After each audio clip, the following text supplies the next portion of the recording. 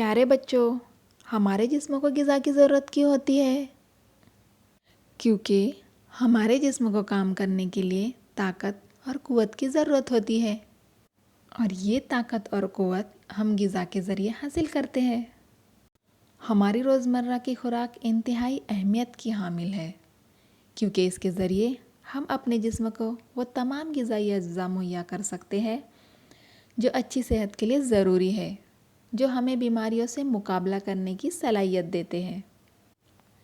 اس لیے ہم نے ہماری غذا میں ہر طرح کی سبزی، ترکاری، پھل، اناج وغیرہ کا شامل کرنا چاہیے۔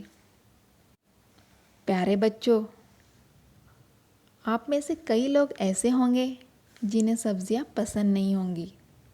اگر آپ نے ساری سبزیاں نہیں کھائی تو کیا ہوگا؟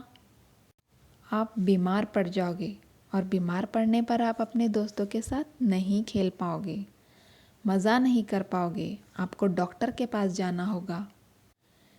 اس لیے ہم نے کیا کرنا چاہیے؟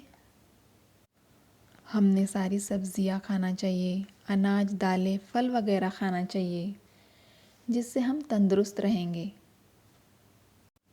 بچوں، ہمارے اس سبق میں آپ ہی کی عمر کا ایک لڑکا ہے، اسے بھی سبزیاں پسند نہیں، پر اب وہ کہتا ہے کہ میں ساری سبزیاں کھاؤں گا۔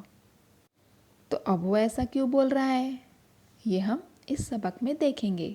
ہمارے سبق کا نام ہے "می سگڑیا بھاجیا کھانار"۔